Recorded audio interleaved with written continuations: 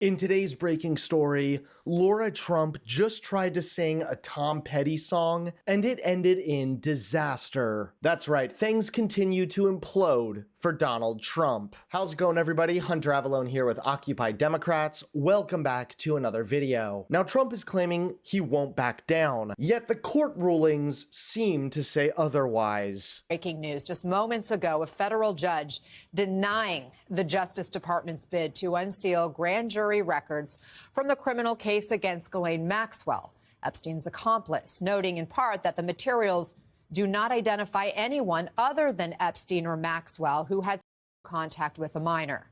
And joining us now for more on this is MSNBC's Ken Dilanian and former federal prosecutor Barrett Berger. So, Ken, break this down for us. What are we hearing from this judge? This was a resounding ruling on a totally repudiating the Justice Department's request to unseal these transcripts, really saying that there are no special circumstances here, and it's not in the public interest to violate grand jury secrecy by throwing this stuff out to the public, in part because the judge said these materials would reveal nothing new. They're basically a summary of things that are already in the public record from the trial of Ghislaine Maxwell. I'll just read from one of the passages here. A member of the public familiar with the Maxwell trial record, the judge wrote, who reviewed these grand jury materials would learn next to nothing new.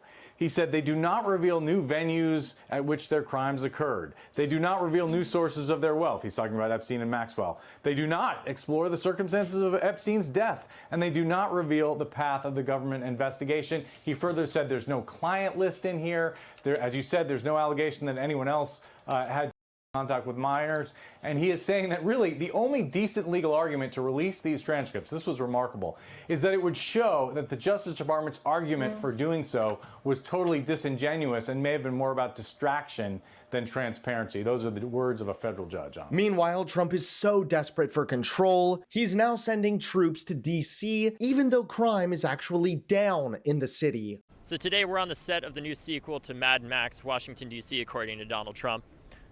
Not a whole lot is happening here, but a whole lot is happening just a few miles behind me at the White House, where Donald Trump has deployed 800 National Guard troops to help take over D.C. and get crime under control, even though crime has been going down in the city. And Attorney General Pam Bondi has taken over the D.C. Metropolitan Police Department.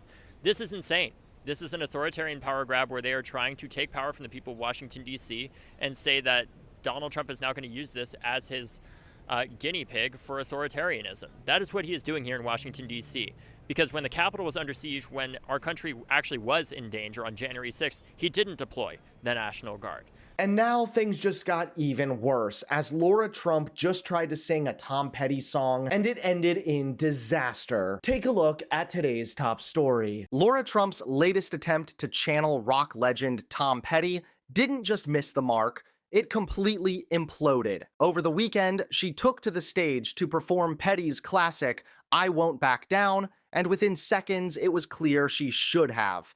Audience members described the singing as painfully off-key and compared her voice to nails on a chalkboard. The performance was so cringeworthy that clips quickly went viral for all the wrong reasons.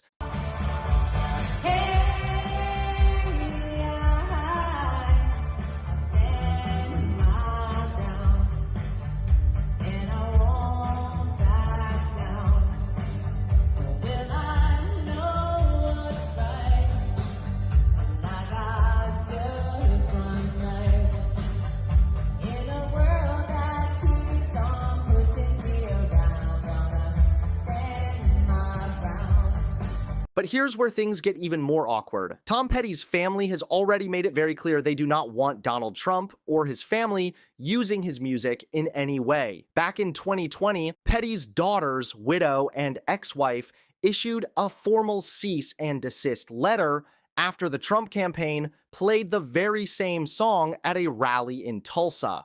In their statement, they said the late musician stood firmly against racism and discrimination, and that he would never want his work used for what they called a campaign of hate. They stressed that Donald Trump was not representing the noble ideals of America or democracy, and they did not want marginalized fans to think they were complicit. This makes Lara Trump's performance not just a bad karaoke moment, but a blatant defiance of a clear legal and moral stance from Petty's own family. And she is far from the only Trump world figure to run afoul of musicians. Over the years, Neil Young, Rihanna, Elton John, REM, Adele, Guns N' Roses, The Rolling Stones, Pharrell, Queen, Prince, Aerosmith, and Earth, Wind, and Fire have all told Donald Trump to stop playing their music at rallies. So while Lara Trump may have thought she was striking a defiant note with "I Won't Back Down," what she delivered was an out-of-tune spectacle that reminded everyone of the long list of artists who want nothing to do with the Trump name, and of a family still fighting to keep their father's music far away from politics. Thanks so much for watching. Please click that like button and subscribe to Occupy Democrats so that you can stay informed and help us stop Donald Trump.